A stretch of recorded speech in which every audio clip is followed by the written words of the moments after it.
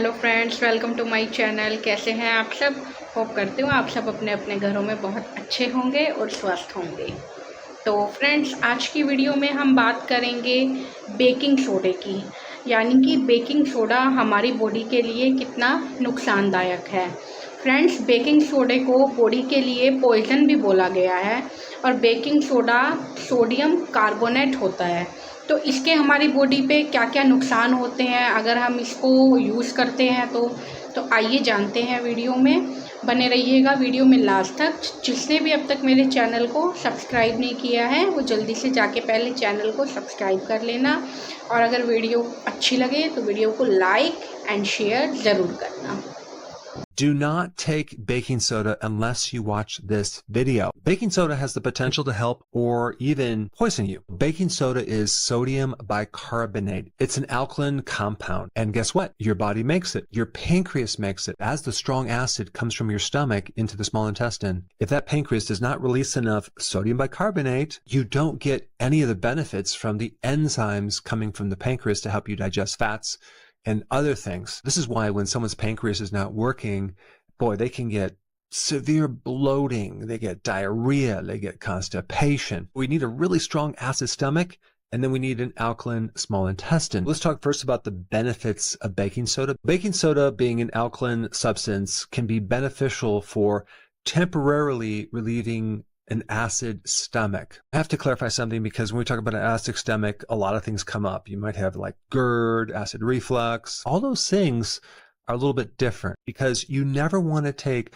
baking soda when you have indigestion. Indigestion is like this backup of food that just you feel like your stomach is like cramping. That is a classic low acid or a lack of acid situation. So of course, adding more baking soda is just going to go from bad to worse. Anytime you have indigestion, you need to take either apple cider vinegar or something called betaine hydrochloride.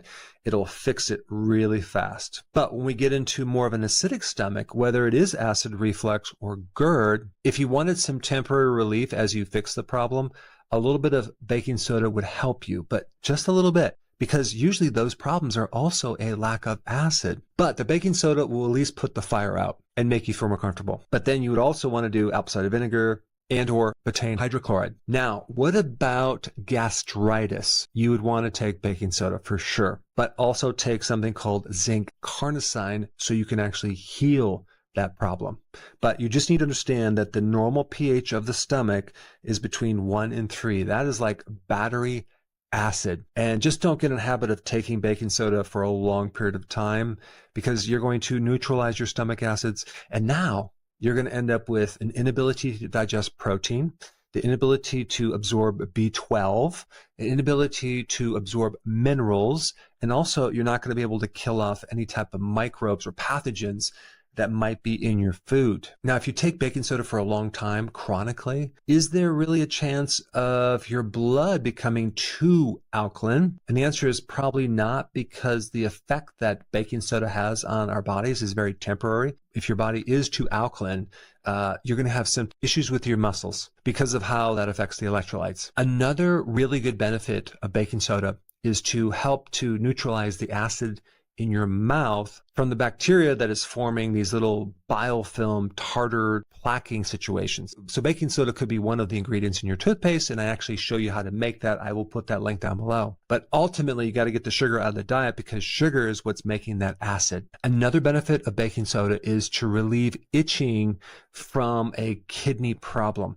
When your kidney becomes damaged, you start developing too much acid, and that can affect your skin, especially itching, among other symptoms. One of the great antidotes to that is to take something to neutralize the acid, and that takes the stress off the kidney. In fact, some people with kidney problems even take some baking soda to prolong going on dialysis, because when the kidneys are damaged, it can't regulate the pH anymore like it used to, because a diseased kidney will make more acids. Now, another way I would use baking soda is, let's say, for example, you're doing prolonged fasting or even intermittent fasting and you're a carnivore, you're doing a lot of meat, and then you start feeling this acidity coming up through your stomach. Some baking soda here and there can help chill that out, especially if you're trying to sleep at night and it's kind of coming up through your esophagus. Another unique beneficial way to take baking soda is if you're an athlete and you're going to compete in some sport, and you wanted the unfair advantage. You wanted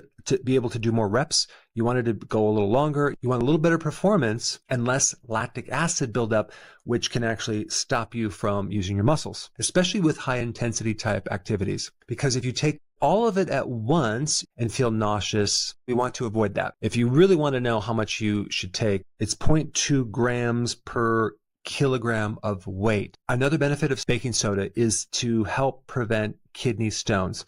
So if you're susceptible to kidney stones, you can take some baking soda because uric acid dissolves in baking soda. And this is why baking soda is also good in a gout situation, at least as a temporary action. Of course, ultimately, you'd want to avoid any type of fructose, high fructose corn syrup, especially. Another way you can take baking soda is if you have a UTI. It'll actually change the environment so the microbes or the pathogens can't exist anymore. And then the last benefit of baking soda would be some topical applications for some type of insect bite. If the insect's venom is alkaline, that could make you worse. There are 2 insects that have an acid venom. So applying baking soda would help that. Ants, especially fire ants, and bee stings would benefit from putting some topical baking soda on the actual sting bite. So just get some wet and apply it to your skin. If you get stung by a wasp, do not put baking soda on that because those venoms are more alkaline. If you add more alkaline, you're going to make it worse. What you should put on that is vinegar.